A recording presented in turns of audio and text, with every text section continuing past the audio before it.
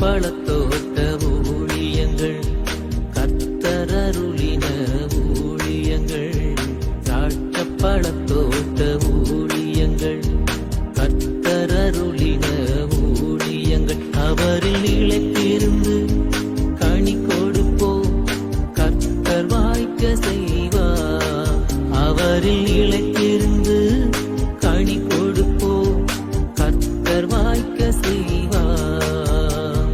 துதி உமக்கே, துதி உமக்கே, துதி உமக்கே என்றுமே என்றும். துதி உமக்கே, துதி உமக்கே, துதி உமக்கே என்றுமே. சிறியவனை பொழுதிலிருந்தும் எளியவனை குப்பையிலிருந்தும் எடுத்து உயர்த்தி ராஜாக்களோடும் பிரபுக்களோடும் பங்கிருக்க செய்கிற அருமை ஆண்டவர் இயேசு கிறிஸ்துவின் இனிதான நாமத்தினாலே இந்த சத்தத்தை கேட்கின்ற அனைத்து தேவனுடைய பிள்ளைகளுக்கும் என்னுடைய அன்பான வாழ்த்துதல்கள். நீங்கள் கோடா கோடியாய் பெருகுவீர்களாக, உங்களுடைய பிள்ளைகள் கோடா கோடியாய் பெருகுவார்களாக என்று வாழ்த்துகின்றேன், ஆசீர்வதிக்கின்றேன். பிரியத்துக்குரியவர்கள், இந்த நாளிலும் இப்படியாக தொலைக்காட்சியின் வழியாக உங்களை சந்திப்பது அதிக சந்தோஷம், அதிக மகிழ்ச்சி. கர்த்தர் உங்களை ஆசீர்வதிப்பாராக. நம்முடைய செய்திகள் நாள்தோறும் உங்களை தேடி வருகிறது. பல கஷ்டங்கள் மத்தியில் மிகவும் பிரயாசப்பட்டு தான் அந்த செய்திகளை உங்களுக்கு கொண்டு வந்து சேர்க்கிறோம் என்கிற செய்தியை உங்களுக்கு நான் கண்டிப்பாக சொல்ல வேண்டும். இந்த ஊழியத்திற்காக ஜெபியுங்கள். இந்த ஊழியத்தின் மூலமாக விடுதலையை பெற்றுக்கொண்டவர்கள் எத்தனையோ ஆயிரம் பேர். இன்னும் ஏராளமான ஜனங்கள் விடுதலை பெறுவதற்காக ஆயத்தமாக இருக்கிறாங்க. அறுப்பு மிகுதியாக இருக்கிறது. ஆண்டவர் தான் அறுவடை செய்வதற்கு தேவையான பலனை நமக்கு தர வேண்டும். ஒவ்வொரு நாளும் மரணத்தை நோக்கி ஓடுகின்றவர்கள், தற்கொலை நோக்கி ஓடுகின்றவர்கள், கொலை செய்ய வேண்டுங்கிற வெறியிலே காணப்படுகின்றவர்கள், பைக்கை வேகமாக ஓட்டி ஒரு நொடியிலே மரித்து போக இருக்கிறவர்கள் நிறைய பேர் இருக்கிறாங்க. ஆபத்தை தெரியாத இளங்கன்றுகள் எத்தனையோ காணப்படுகின்றன. மலையிலிருந்து கடலை நோக்கி தற்கொலை செய்ய ஓடி வருகிற பன்றி கூட்டங்கள் இருக்கின்றன. கர்த்தர் தான் நம்மை ஜாமக்காரர்களாக, ஊழியக்காரர்களாக ஏற்படுத்தி இருக்கிறார். முடிந்த அளவு கர்த்தருடைய ஊழியத்தை உண்மை உத்தமமாய் நாம் செய்கிற பொழுது தேவன் நம்மை ஆசீர்வதிக்கின்றவராக இருக்கின்றார். பிரியத்துக்குரியவர்களே, இந்த வாரம் சனிக்கிழமை நமது ஊழியத்தின் தலைமையிடமாகிய ஆசிரியர் தேவனுடைய மாளிகையில் வைத்து விடுதலை நாள் கூட்டங்கள் காலை 10 மணிக்கு நடைபெறும். ஆசிரியத்திலிருந்து சாத்தாங்குளம் வர வழியில் 5வது கிலோமீட்டர் லெஃப்ட் சைடில் இருக்குது. கூட்டம் மிகவும் விமரிசையாக இருக்கும். எவ்வளோ பேர் அங்கே வந்து விடுதலை பெற்றிருக்காங்க. நீங்களும் கூட தமிழ்நாட்டில் எங்கே இருந்தாலும் அங்கே வரலாம். கூட்டத்தின் இறுதியிலே உங்களுக்காக நான் மாத்திரமல்ல, அன்னூரை சார்ந்த அபிஷேகம் படைத்த ஜோசப்பண்ணன் அவர்களும், ஆசிரியர் ஜபஜாம்பவான் வரவேல் செய்கிற ஐயாவும் நானும் எல்லாரும் இணைந்து உங்களுடைய விடுதலைக்காக ஜபிப்போம். இயேசு உங்களுக்கு அற்புதம் செய்வார். எல்லாருக்கும் நல்ல மிக சிறப்பான விருந்து உங்களுக்காக நாங்கள் ஆயத்தப்படுத்தியிருக்கிறோம். நீங்கள் சாப்பிட்டுட்டு செல்லலாம். எனவே இந்த சந்தர்ப்பத்தை பயன்படுத்தி கொள்ளுங்கள் என்று அழைக்கின்றோம். தேவனுடைய மாளிகைக்குள்ளாக இருக்கிற அடைக்கலான் குருவி முதியோருள்ளம் மிக சிறப்பாக செயல்பட்டு வருகிறது. 3 வேளையும் நாம் அவர்களுக்காக ஜெபத்தை நாம் நடத்துகிறோம். நிறைய பேர் அதில் தங்கியிருக்கிறாங்க, ஆறுதல் அடைகிறாங்க. வெளியிருந்து நல்ல நல்ல ஊழியக்காரர்கள், குருவானவர்களெல்லாம் அழைத்து கொண்டு வந்து நாம் ஜெபங்களை நடத்துகிறோம். இந்த சந்தர்ப்பத்தை நீங்கள் பயன்படுத்தி கொள்ள வேண்டும் என்று கேட்டுக்கொள்கிறேன். அது மாத்திரமல்ல, அங்கே அவர்களுக்கு 3 வேளையும் விதவிதமான உணவுகளை கொடுத்து அவர்களை நாம் பலப்படுத்தி வருகிறோம். மிக சுவையான உணவுகளை நாம் கொடுத்து வருகிறோம். எனவே இதை நீங்கள் ஞாபகத்தில் கொள்ளுங்கள், அறிமுகப்படுத்துங்கள். இன்னும் அடைக்கலான் குருவி முதியோருள்ளத்தில் நிறைய இடம் இருக்குது, ஞாபகப்படுத்துகிறேன். அது மாத்திரமல்ல, உங்கள் வீட்டில் நல்ல நாள், பிறந்த நாள்லாம் வரும்போது, திருமண நாள்லாம் வரும்பொழுது இங்கே இருக்கிற முதியவர்களை நினைத்து நீங்கள் அவர்களுக்கு தாராளமாக விருந்தளிக்கலாம் என்பதையும் நான் சொல்லிக்கொள்கிறேன். பக்கத்தில் இருக்கிற இடத்துல அனாதை பிள்ளைகளுக்கான இல்லத்தை கட்ட வேண்டும் என்ற ஒரு பெரிய தரிசனம் இருக்கிறது. ஏராளமான பணம் தேவை. நீங்கள் அதற்காக ஜெபித்துக் கொள்ளுங்கள். பிரியத்துக்குரியவர்களே, இதனால் நம்முடைய பிரயோஜனத்திற்காக மத்தேயு 17வது அதிகாரம் 14ஆம் வசனத்திலிருந்து வாசிக்க நான் விரும்புகிறேன். மத்தேயு 17:14 முதல். அவர்கள் ஜனங்களிடத்தில் வந்த பொழுது ஒரு மனுஷன் அவரிடத்தில், இயேசுவிடத்தில் வந்து அவருக்கு முன்பாக முழங்கால் படியிட்டு, ஆண்டவரே, என் மகனுக்கு இறங்கும், அவன் சந்திரோகியாய் கொடிய வேதனைப்படுகிறான், அடிக்கடி தீயிலும் அடிக்கடி ஜலத்திலும் விழுகிறான் அப்படின்னு சொல்லிட்டு ஒரு தகப்பன் வந்து ஆண்டவர்கிட்ட வந்து தன் மகனுக்காக வேண்டிக் கொள்கிறார். பிள்ளைகள் தான் பெற்றோருக்கு பெருமை. பிள்ளைகளுக்கு பெற்றோர் பெருமை, 2 பேருக்குமே ஒருத்தருக்கு ஒருத்தர் இன்டர் டிபெண்ட், ரொம்ப முக்கியம். என் பிள்ளை ஷார்ட் புட்டில் பெருசாக இருக்கிறான்னு சொல்லி எங்கள் அப்பா எல்லா இடத்துலையும் பெருமையாக சொல்லுவாங்க. அது எனக்கு இன்னும் மறக்கவே முடியவில்லை. ஆனால் பிள்ளைகள் இன்றைக்கு வியாதிப்படுகிற பொழுது, இதே மாதிரி சந்திரோகியாக இருக்கிறான், தீயிலும் தண்ணில் போய் விழுறான்னு சொல்லும் பொழுது பெற்றோருக்கு எவ்வளோ வேதனையாக இருக்கும். இங்கே ஒரு தகப்பனுக்கு தன் பிள்ளை வியாதிப்பட்டிருக்கிறானே என்று அதிக வருத்தமாக இருந்ததா. அதனால தான் ஆண்டவரை காலில் விழுந்து, ஆண்டவரே என் பிள்ளை வியாதியாக இருக்கிறான் ஐயா அப்படின்னு சொல்லி அவர் சொல்கிறார். ஒரு சில வருடங்களுக்கு முன்பு ஒரு பெரிய ஊழியக்காரர் அவர் ஒரு சிறப்பு கூட்டத்தை நடத்தினார். நிறைய பேர் லைனில் ஆயிரக்கணக்கில் நின்று ஜெபம்ட்டு வராங்க. அப்போது இறங்குற இடத்துல நான் என் நண்பர்களோடு உட்கார்ந்துருந்தேன். அப்போது ஒரு குடும்பத்தார் அங்கே தலையில் மொட்டெல்லாம் அடித்து அவர்களுக்கு கீமோ கொடுக்கப்பட்டிருந்தது, கேன்சர் என்று நினைக்கின்றேன். அவங்க லைனில் நிற்க முடியாது, இப்படி சைலோடி போய் ஜெபம் இல்லாமான்னு யோசிக்கிறாங்க. ஆனால் அவங்கள விட மாட்டேங்கிறாங்க. பார்த்துக்கிட்டே நான் இருந்தேன். எப்படியாவது போயிடலாமா, எப்படியாவது சுகம் பெற்றலாமான்னு சொல்லிட்டு தன்னுடைய வாலிப மகளை அழைத்து கொண்டு செல்ல அந்த தாயார் எவ்வளவோ பிரயாசப்பட்டாங்க. அதை பார்த்த பொழுது அந்த தாயுடைய பரிதபிப்பை நான் கண்டேன். எப்படியாவது என் பிள்ளைக்கு சுகமாயிராதா, அந்த ஊழியக்காரர் கைப்பற்றாதா, ஒரு வார்த்தை சொல்லிட மாட்டாரா, இந்த வியாதி நீங்கிறாதா. ஆஸ்பத்திரிக்கெலாம் போய் பார்த்துட்டோம், எவ்வளவோ செலவழித்து பார்த்துட்டோம். இங்கே வந்திருக்கிறோம், அவங்க ஆர்டர் அறியாத பிள்ளைங்க. அது பார்த்த பொழுது நான் ஆச்சரியப்பட்டேன். டிவியில் பார்த்து விசுவாசித்து அவங்க வந்திருக்கிறாங்க. இன்றைக்கு எத்தனையோ தகப்பன்மார், தாய்மார் இந்த தகப்பனை போல என் பிள்ளைக்கு சுகம் கிடைக்காதா, என் பிள்ளைக்கு வேலை கிடைக்காதா அப்படின்னு சொல்லி தவிக்கிறாங்க. எனக்கு ஒரு தாய் தகப்பனை தெரியும். அவர்கள் பிள்ளைக்கு 40 வயசு ஆயிடுச்சு, இன்னும் வேலை கிடைக்கல, கல்யாணம் ஆயிடுச்சு, பிள்ளைகளோட பையன் இருக்கிறான். ஆனால் அவனுக்கு வேலை கிடைக்க வேண்டும் என்று இந்த தாய் தகப்பன் அவ்வளோ பரிதவிக்கிறாங்க, அவ்வளோ ஜெபிக்கிறாங்க. இன்றைக்கு பெற்றோர்கள் தங்களை குறித்து கவலைப்படாதபடிக்கு தங்கள் பிள்ளைகளுக்காக அவங்க கவலைப்படுறாங்க. ஆண்டவர்கிட்ட வாராங்க, கடவுளை தேடி வாராங்க, என் பிள்ளைக்கு இப்படி பிரச்சனைன்னு சொல்கிறாங்க. இதை போலத்தான் ஒரு தகப்பன் அங்கே இருந்தான் என்று காண்கிறோம். உங்கள் பிள்ளைகளுடைய வாழ்க்கையில் தீர்க்க முடியாத ரோகங்கள் இருக்கும் என்றால், தீர்க்க முடியாத பிரச்சனைகள் இருக்கும் என்றால், நீங்கள் ஆண்டவருக்கு அதை தெரியப்படுத்த வேண்டும் என்று உங்களை அன்போடு அழைக்கின்றேன். இதை இந்த தகப்பன் சொல்கிறாரு. அவன் பிரச்சனை என்ன, அந்த பையனுடைய பிரச்சனை, தீயிலையும் தண்ணியிலையும் போய் விழுந்துருவான். எரிஞ்சிட்டு இருக்க தீக்குள்ள போய் கையை கொடுத்தா என்னத்துக்கு ஆகும்? பயங்கரமாக இருக்கும் இல்லையா? முதுகில் பட்டிருந்தால் முதுகு எரிஞ்சிரும். ஐயோ, ரொம்ப பாவம். தீ காயம் பட்டவர்களைப் போல பரிதாபமானவர்கள் யாருமே கிடையாது. ஐயோ, அந்த பேன் இன்ஜுரி வரவே கூடாது, அது அவ்வளோ பயங்கரமானது. வேணுக்குனே போய் இந்த பையன் பேய் போய் தள்ளுது, தண்ணிக்குள்ளே போய் தள்ளுது, மூச்சு முட்டி சாப்பிட்டு சாத்தா எவ்வளோ கொடூரமானவனாக இருக்கான். பிசாசு பிடிச்சி அவன் என்ன செய்து பார்த்தீங்களா, தீயிலையும் தண்ணீர்லையும் போய் தள்ளுது. குடும்பத்தார் பரிதவிப்பாங்க, பிசாசுக்கு அது இன்பமாக இருக்குது. தீ பிடிச்சி எரிஞ்சிச்சுன்னா, உடம்பு எரிஞ்சிச்சுன்னா, தண்ணிக்குள்ளே போய் விழுந்து செத்துட்டாங்கன்னா சாத்தானுக்கு சந்தோஷமாக இருக்குது. ஒரு நாளில் தேவனை ஆராதித்த அந்த தூதர்கள் லூசிபரோடு கீழே விழுந்த பொழுது அவர்கள் பிசாசுகளாய் மாறினாங்க. இப்போ பிசாசு நேர் எதிர்மாறான குணம் கொண்டு கொடூரமான எண்ணம் பிடித்து தீயில எரியணும், தண்ணிக்குள்ளே விழுந்து சாகணும் அப்படிங்கிற மாதிரி பிள்ளையை தள்ளுது. இந்த தகப்பன் தடுமாறுறாங்க. பிசாசு ஒருபொழுதும் இரக்கம் காட்டுவதில்லை. அவன் கொல்லவும் அழிக்கவும் என்று வேறு எதுக்கும் வரான்னு சொல்லி ஆண்டவர் சொல்றார். இன்னைக்கு அப்படிப்பட்ட பிசாசுனால அலைக்கழிக்கப்படுற பிள்ளைகள் இருக்கலாம். உங்கள் பிள்ளைகள், நான் போய் விழுந்து செத்துருவேன், நான் தீ குளிச்சு செத்துருவேன், வீட்டை விட்டு ஓடிடுவேன், நான் படிக்க மாட்டேன் அப்படின்னு பயம் காட்டிகிட்டு இருக்கலாம். என்ன நடக்குமோன்னு தெரியலையே அப்படின்னு சொல்லி நீங்கள் இன்றைக்கி தவிச்சிக்கிட்டு இருக்கலாம். உங்களோடு ஆண்டவர் பேசுகின்றவராக இருக்கிறார் என்கிற நல்ல செய்தி நான் அறிவிக்கும்படியாக விரும்புகிறேன். இந்த மாதிரி காரியங்கள் கர்த்தர் தான் நம்மளை பாதுகாக்க முடியும், வேறு யாருமே பாதுகாக்க முடியாது. பாருங்கள், அவர் சொல்லுகிறார் 16ஆம் வசனம், அவனை உம்முடைய சீசரிடத்தில் கொண்டு வந்தேன், அவனை சொஸ்தமாக்க அவர்களால் கூடாமல் போயிற்று என்றார். இயேசு பிரதித்திரமாக, விசுவாசம் இல்லாத மாறுபாடுள்ள சந்ததியே, எதுவரைக்கும் நான் உங்களோடு இருப்பேன், எதுவரைக்கும் உங்களிடத்தில் பொறுமையாக இருப்பேன், அவனை என்னிடத்தில் கொண்டு வாருங்கள் என்றார்.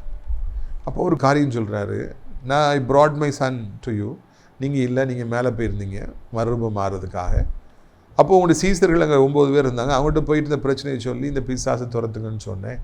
அவங்களும் ட்ரை பண்ணாங்க, பட் தே குட் நாட். அவங்களால அந்த துரத்த முடியல, அந்த பேயை துரத்த முடியலன்னு சொல்லி அந்த தகப்பன் ஒரு தகவலை சொல்லுகிறான். ஏசப்பாவோடு கூடவே இருந்து எத்தனையோ அற்புதங்களையும் அதிசயங்களையும் பார்த்த அந்த 9 சீசர்களால் ஒரு பிசாசு துரத்த முடியலன்னு பார்க்குறோம். இயேசு எவ்வளோ பிசாசுகளை சடிதியில் துரத்துறாரு, அதெல்லாம் கூடவே இருந்து விட்னஸ் பண்ணுறாங்க. ஆனால் அவங்களுக்கு அந்த வல்லமை இல்லாமல் போயிட்டு. அநேக ஊழியங்களிலே அற்புதங்கள் நடப்பதில்லை, அதிசயங்கள் நடப்பதில்லை. அதற்காக அவங்க குறைஞ்சவங்க கிடையாது, அந்த ஊழியக்காரங்க குறைஞ்சவங்க கிடையாது, கர்த்தருடைய ஊழியக்காரங்க தான். ஆனால் அற்புதம் சில நேரங்களில் நடக்காமல் போகிறது என்பது தான் நமக்கு வருத்தமாக இருக்கிறது. நம்முடைய வாழ்க்கையில் ஆண்டவரோடு நம்ம இருக்கிறோம் தான், பைபிள் வாசிக்கிறோம் தான், ஜெபம் பண்ணுறோம் தான், ஆண்டவருக்காக எவ்வளோ வைராக்கியமாக இருக்கிறோம் தான். ஆனால் சில நேரங்களில் எவ்வளோ ஜெபித்து சில காரியங்களில் வெற்றி பெற முடியாமல் போயிடுது. அது ஆண்டவருக்கும் தெரியப்படுத்துகிறார். Your disciples could not drive out this demon. அவங்களால ஒன்றும் செய்ய முடியல, அது பேய் போக மாட்டேன்னுச்சியா. உடனே ஆண்டவர் விசுவாசம் இல்லாத மாறுபாடுள்ள சந்ததியை அவர் யாரை சொல்கிறார்? அந்த 9 பேரை சொல்கிறார். How long I will put up with you. எவ்வளோ காலம் நான் உங்க கூட இருப்பேன், நான் எவ்வளோ காலம் உங்களோடு நான் போராடுவேன்னு சொல்லி அவர் அங்கே வருத்தத்தோடு கூட பேசுவதை காண்கின்றார். Jesus is grieved. தான் பிள்ளைகள் தான் 9 பேர் பிள்ளைகளால் அந்த பேயை விரட்ட முடியலன்னு சொன்னோன்னா அவர் வருத்தப்படுறார், ஃபீல் பண்ணுறார், அவங்களை கடிஞ்சு கொள்கிறாரு. தகப்பனை பார்த்தீர்களா, எவ்வளவு அவர் அவங்களுடைய தோல்வியை தன்னுடைய தோல்வியாக அவர் எடுத்துக்கொள்கிறார். நம்முடைய வாழ்க்கையில் இன்றைக்கி நம்ம தோற்று போகணும், அதை ஆண்டவர் தான் தோல்வியாக நினைக்கிறாருங்க. நீங்கள் 1 லட்ச ரூபா இழந்து போயிட்டீங்கன்னா ஆண்டவர் அந்த லட்சத்தை இழந்துட்டாருன்னு அவர் ஃபீல் பண்ணுறார். உங்கள் பிள்ளைகளுக்கு வியாதினா தனக்கு வியாதி வந்தது போல் ஆண்டவர் ஃபீல் பண்ணுறார். நீங்கள் அழும் பொழுது ஆண்டவரும் சேர்ந்து அழுகிறார். உங்களுக்கு வெற்றி வரும் பொழுது ஆண்டவர் சந்தோஷப்படுறார், சிரிக்கிறார். நீங்கள் உயரும் பொழுது ஆண்டவர் கைத்தட்டி ரசிக்கிறார். ஆனால் நீங்கள் கவலைப்படும் பொழுது அவரும் கவலைப்படுகிறார். அதுதான் உண்மையான அன்பு. உன்னுடைய எதிரி என்னுடைய எதிரி, என்னுடைய எதிரி உன்னுடைய எதிரி. இதுதான் நம்முடைய வாழ்க்கை. பிரியத்துக்குரிய யார்கிட்ட அன்பாக இருக்கிறோமா அவங்க தோல்வி அடையும் பொழுது நமக்கு அது வலிக்கிறது, அவங்க வெற்றி அடையும் பொழுது நமக்கு அது சந்தோஷமாக இருக்கிறது என்கிற நல்ல செய்தி, நல்ல பண்பு இந்த நாளில் நமக்கு கற்றுக் கொடுக்கப்படுகிறது என்பதை நாம் அறிந்து கொள்ள வேண்டும். பிரியத்துக்குரியவர்களே, இந்த மாதிரி ஆண்டவர் நம்ம வாழ்க்கையில் எப்போ உயர்ந்தாலும் அவர் சந்தோஷப்படுறார். சத்துருவை குற்றப்படுத்தும் பொழுது ஆண்டவர் வெட்கப்படுறார், ஆண்டவர் வருத்தப்படுறார். இதை நீங்கள் புரிந்து கொள்ளுங்கள். அவர் உடனே விசுவாசம் இல்லாத மாறுபாடுள்ள சந்ததியே, ஏன் உன்னால் இது செய்ய முடியல, அவளை கடிஞ்சு கொள்றாரு. எல்லாரும் இருக்காங்க, அது மத்தியில் கடிஞ்சு கொள்றாரு. அந்த அளவுக்கு ஒரு ஆற்றாமை அவர் துடிக்கார். சில நேரங்களில் ஆண்டவர் நம்மளை கடிஞ்சு கொள்றாரு. நம்ம சில காரியங்களை கோட்டை விடும்போது, சில காரியங்களை வெற்றி பெறாமல் போகும்பொழுது நம்மளை சில நேரம் ஆறுதல் படுத்துறாரு, தேர்தல் படுத்துறாரு. சில நேரங்களில் ஏன் இப்படி பண்ணிட்ட, இதில் நீ தோற்று போயிட்ட அப்படின்னு சொல்லிட்டு ஆண்டவர் நம்மளை கடிஞ்சு கொள்றவராக இருக்கின்றார். எதுக்காக அப்படின்னா நம்ம அப்படி தோற்று போகக்கூடாது என்கிற நல்ல எண்ணத்தில் தான். ஆண்டவர் நம்மளை கடிந்து கொண்டால் நல்லது தானே கடிஞ்சு கொள்வார். பெற்றோர் சத்தம் போடுறாங்க, அடிக்கிறாங்கன்னா நம்ம நல்லது தான் செய்வாங்க. ஆசிரியர்கள் சத்தம் போடுறாங்கன்னா கண்டிப்பாக நம்ம நன்மைக்கு தான் அதை செய்கிறாங்க. அதை புரிந்து கொண்டாலே வாழ்க்கையில் குழப்பம் இல்லை. கடிஞ்சு கொண்டாங்கன்னு அவங்க மேலே கோபத்தோடு இருப்போம் அப்படின்னா ஒரு காலம் வாழ்க்கையில் முன்னேறவே முடியாது. இதை இங்கே நான் காண்கிறோம். அடுத்தாப்புல ஆண்டு சொல்கிறாரு, bring that boy to me, அந்த பையனை என்கிட்ட கொண்டு வாங்க அப்படின்னு சொல்லிட்டு அவர் சொல்கிறார். இதை நான் வாசித்த பொழுது நான் அதிகமாய் பரவசப்பட்டேன்.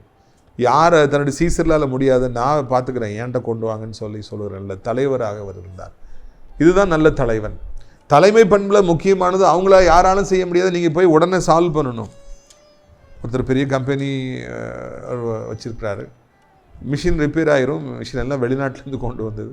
அங்கே வேலை பார்க்குறவங்க சரி செய்ய எவ்வளோ முயற்சிப்பாங்க, முடியாது. அப்புறம் இடத்துல ஒரு ஃபோன் பண்ணுவாங்க, அவர் வருவார், வந்து டக்குன்னு செய்வார், டக்குன்னு அந்த எல்லாம் ஃபிக்ஸ் பண்ணிடுவார், மறுபடியும் மிஷின் ஓட ஆரம்பிச்சிடும். இதுதான் அவரிடத்தில் இருக்கிற ஒரு விசேஷித்த குணம். ஆண்டவருடைய பிள்ளைகளாகி நாமும் கூட வேற எல்லாராலும் முடியாது, நாம் நம்மகிட்ட கொண்டு வந்தால் நம்ம செஞ்சு முடிக்கணும். என்கிட்ட கொண்டு வாங்க, நான் பார்த்துக்கிறேன்னு சொல்லி அதை சால்வ் பண்ணணும். அவங்களால முடியல, இவங்களால முடியலைன்னா என்னாலே முடியுமா அப்படின்னு நினைக்கக்கூடாது. யாரால் செய்ய முடியலையோ அதை நம்ம செய்யணும். அதுதான் தேவனுக்கு மகிமை, அதுதான் கர்த்தருக்கு மகிமை என்பதை நாம் மறந்துவிடக்கூடாது. பிரியத்துக்குரியவர்களே, ஆண்டவர் அந்த பாயை என்கிட்ட கொண்டு வாங்கன்னு சொல்கிறார். அதே மாதிரி நாமும் கூட காணப்பட வேண்டும். பாருங்கள், மத்தேயு 17:18. இயேசு பிசாசை அதட்டினார், உடனே அது அவனை விட்டு புறப்பட்டது, அந்நேரமே அந்த இளைஞன் சுஸ்தமானான். உடனே அந்த பேயை அவர் கடிச்சிக்கிறார். ஓடு, எங்கே இருந்திருக்க, யாரை நீ என்ன பண்ணுற, ஓடு அப்படிங்கிறார். அந்த பேய் ஓடிடுது. அந்த பையன் என்ன சோகமாயிடுறான். அதுக்கு பிறகு அவங்க தீயிலையும் உள்ள தண்ணியிலையும் உள்ள அவன் நல்லா ஆயிடுறான். அவன் மகனை கூட்டு சந்தோஷமாக அப்பா போயிடுறாரு. தேவனாவும் மகிமைப்படுது. பிசாசு அந்த நேரத்தில் ஏசப்பா கடிஞ்சிக்கிட்டோன்னே ஓடி போயிடுதான். அப்படி என்றால் ஏசப்பாவால் துரத்த முடியாத பிசாசு எதுவும் இல்லை. இன்றைக்கி உங்கள் குடும்பத்தை பிசாசு அலக்கழிக்குதான், இல்லைனா உங்களுடைய பிஸ்னஸ் அலக்கழிக்குதா, வாழ்க்கையில் சமாதானத்துக்கு எடுக்குதா, தீர்க்க முடியாத பிரச்சனைகள் கவலையாக இந்த செய்தியை கேட்டுட்டு இருக்கீங்களா? தீர்க்க முடியாத, சுகப்படுத்த முடியாத வியாதிகள் வந்துருச்சு அப்படின்னு சொல்லி கவலையோடு இருக்கிறீங்களா? என் மகனை நீ திருத்தவே முடியாது, என் மகளை திருத்தவே முடியாது, ரொம்ப கடினமான மனசோடு இருக்கான்னு வருத்தத்தோடு இருக்கீங்களா? ஏசப்பா ஒரு நிமிடத்தில் அதை சால்வ் பண்ணிடுவார். தேவனால் கூடாத காரியம் எதுவும் இல்லை என்பதை நாம் நினைவில் கொள்ளணும். முடியாது பொழுது ஆண்டவரால் முடியாதுன்னா முடியாது, ஆனால் நீ முடியும்னு ஆண்டவர் விசுவாசிப்பீங்கன்னா ஒரு நிமிடத்தில் அந்த பிரச்சனையை தீர்த்து கொடுப்பார். எத்தனையோ வருஷங்களாக இந்த வாலிபனுக்குள்ளே இருந்த பிசாசு ஒரு நிமிடத்தில் ஓடி போயிட்டு என்கிற நல்ல செய்தி இந்த இடத்துல காணாம கேள்விப்படுற உங்களுக்கும் ஒரு அற்புதம் செய்வார். பாருங்கள் 19வது வசனம். அப்பொழுது சீசர்கள் இயேசுவிடத்தில் தனித்து வந்து, அதை துரத்தி விட எங்களால் ஏன் கூடாமல் போயிற்று என்று கேட்டார். A good thing we see with the disciples. அவங்க தனியாக இருக்கும்போது ஆண்டவர்கிட்ட வராங்க, ஆண்டவர் நல்ல மூடில் இருக்காரப்பா, நீங்கள் இந்த பிசாசு துரத்துட்டீங்க, நாங்கள் உங்களுடைய பிள்ளைகள் தானே, நாங்கள் உங்களுடைய சீசல் தானே, எங்களால் ஏன்பா முடியல அப்படின்னு சொல்லி வருத்தத்தோடு கேட்டாங்களா? இது நான் ரொம்ப பாராட்டுறேன். நம்முடைய வாழ்க்கையில் தோல்வி அடைஞ்சிட்டோன்னா அதுக்காக கோவப்படுறதோ, எரிச்சல் அடைகிறதோ, இனி முடியவே முடியாதுன்னு நினைக்கிறதோ ஒன்றுமே இல்லைங்க. தோல்வி எப்படி சந்தித்தோம், என்ன காரணம், அது என்ன செஞ்சால் சரியாக்கலாம், எப்படி வெற்றியாக மாறலான்னு சிந்திக்கணும், அதுக்காக கேள்வி கேட்கணும், முயற்சி எடுக்கணும்.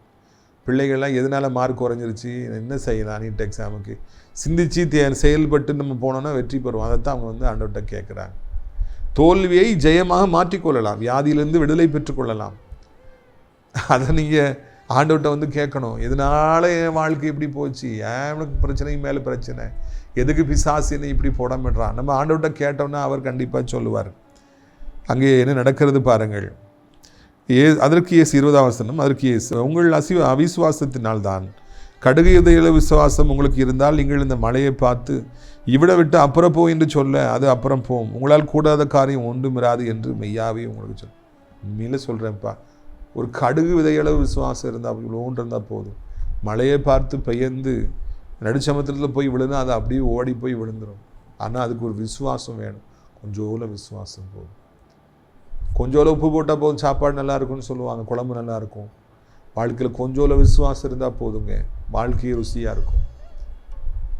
இன்றைக்கி விசுவாசம் இல்லாதனால தான் நிறைய பேர் தற்கொலை பண்ணி கொள்கிறாங்க, தவறான முடிவெடுக்காங்க, ஆறுதல் இல்லாமல் சாராயத்தை குடிக்கிறாங்க, எல்லாமோ செய்கிறாங்க. விசுவாசிங்க, ஆண்டவரை விசுவாசிங்க, எல்லாம் உங்களுக்கு கூடும் என்பதை நான் நினைவூட்டும்படியாக விரும்புகிறேன். பிரியத்துக்குரியவர்களே, இந்த அருமையான நாளிலும் கூட கர்த்தர் என்னிடத்தில் உங்களிடத்தில் பேசுகின்றவராக அவர் இருக்கின்றார். விசுவாசம்தான் ஆணிவேர், விசுவாசம்தான் உயிர் மூச்சு. மூச்சு இல்லைன்னா செத்து போயிடுவாங்க. அதே மாதிரி ஆவிக்குரிய வாழ்க்கையில் விசுவாசம் என்கிற மூச்சு காற்று இல்லை என்றால் நாம் மறித்து விடுவோம், ஆவிக்குரிய மரணம் வந்துவிடும், எல்லாத்துலேயும் தோற்று போயிடுவோம். விசுவாசம் நம்மளை ஜெயித்துரும். அதனால் விசுவாசிக்கணும், ஏசப்பாவை விசுவாசிக்கணும். எந்த நிலைமையில் அவர் உதவி செய்வார். தேவனால் கூடாத காரியம் எதுவும் இல்லை. ஏசப்பாவை நம்பினா நடக்கும், இது சொன்னால் கண்டிப்பாக நடக்கும், ஜெபிச்சா நடக்கும், இதை மேற்கொண்டுடலாம், இதை ஜெயித்துடலாம். ஆண்டவரை விசுவாசிக்கணும், அவருடைய வல்லமையை விசுவாசிக்கணும். விசுவாசிச்சுட்டு நம்ம ஜெபிச்சோம் அப்படின்னா எதுனாலும் நடக்குங்க. உங்களால் கூடாத காரியம் ஒன்றுமே இராது. எவ்வளவு அருமையான ஒரு ஆசீர்வாதத்தை தேவன் சொல்லுகிறார். உங்களால் கூடாத காரியம் என்று எதுவுமே இராது. வாழ்க்கையில் கூடாத காரியம் எதுவுமே இருக்காது. அந்த அளவுக்கு ஆண்டவர் நம்மை ஆசீர்வதிக்கிறதுக்கு போதுமான ஒரு தெய்வமாக இருக்கின்றார். நம்முடைய வாழ்க்கையை தலைகீழாய் புரட்டி போடுவதற்கு அவர் போதுமானவராக இருக்கின்றார். விசுவாசிகளே என்று கர்த்தர் நம்மை அழைக்கிறார். நம்மெல்லாம் விசுவாச பிள்ளைகள், ஆபிரகாமுடைய பிள்ளைகள் என்றால் கண்டிப்பாக ஆண்டவரை விசுவாசிக்கணும். என் தேவன் என்னை கைவிடவே மாட்டார், என் மீட்பர் உயிரோடு இருக்கிறார், எந்த நிலைமையிலும் அவரால் எனக்கு உதவி செய்ய முடியும் என்று நீங்கள் அறியுங்கள். சொல்லிகிட்டே இருங்க, கர்த்தர் உயிரோடு இருக்காருன்னு சொல்லிகிட்டே இருங்க, கர்த்தர் நல்லவர்னு சொல்லிக்கிட்டே இருங்க. எல்லா மலைகள் போல இருக்கிற பிரச்சனைகள், மலை போல இருக்கிற வியாதிகள், மலை போல இருக்கிற அசைக்க முடியாமல் தோன்ற போல அது மனிதர்கள்லாம் ஓடி போயிடுவாங்க, ஒன்றுமே இல்லாமல் போய்விடும் என்பதை நான் உங்களுக்கு நினைவூட்டும்படியாக விரும்புகிறேன். இதைத்தான் இந்த நாளில் கர்த்தர் என்னோடு உங்களோடு பேசுகின்றவராக இருக்கின்றார். மலை போல வருகிற பிரச்சனைகள் பனி போல நீங்கிடும். நீங்கள் மட்டும் ஜெபம் பண்ணி பாருங்க, இயேசுவை விசுவாசித்து பாருங்க, வியாதிகள் மலை போல இருக்கும், அப்படி ஒன்றும் இல்லாமல் போயிடும். எவ்வளோ பெரிய பிரச்சனைகள் வரும், ஒன்றும் இல்லாமல் போயிடும். இதுதான் தேவன் இன்றைக்கு நமக்கு சொல்லுகிற வார்த்தைகள். பாருங்கள், கடைசியான ஒரு வசனத்தை வாசிப்போம். மத்தேயு 17:21. இந்த ஜாதி பிசாசு ஜெபத்தினாலும் உபவாசத்தினாலும் என்று மற்ற விதத்திலும் புறப்பட்டு போகாது. விசுவாசம் முக்கியம், அடுத்தாப்புல இன்னும் 2 முக்கியம். உபவாசமும் அதிகமான ஜெபத்தினால் அன்றி பிசாசு புறப்பட்டு போகாது. சில பிசாசு உடனே போயிடும், சில பிசாசு எத்தனை வருஷம் ஆனாலும் போகாமலே இருக்கும். அது காரணம் என்ன? அதிகமான ஜெபம், அதிகமான உபவாசம். இதைத்தான் இந்த இடத்துல நாம் காண்கிறோம். பிரியத்துக்குரியவர்களே, அதிகமான ஜெபமும் அதிகமான உபவாசம் நமக்கு தேவைப்படுகிறது. அதிகமாக பிரச்சனை வந்துருச்சு, போராட்டம் வந்துருச்சுன்னா அதை மேற்கொள்ளணும்னா நீங்கள் உபவாசம் பண்ணிடுங்க. குடும்பமாக உபவாசம் பண்ணுங்கள், குடும்பமாக ஜெபம் பண்ணுங்க. அப்பொழுது நிச்சயமாக அந்த வியாதியை கொண்டு வருகிற, பிரச்சனையை கொண்டு வருகிற அந்த பிசாசு நிச்சயமாக ஓடி போகும் என்பதை உங்களுக்கு நான் நினைவூட்டும்படியாக விரும்புகிறேன்.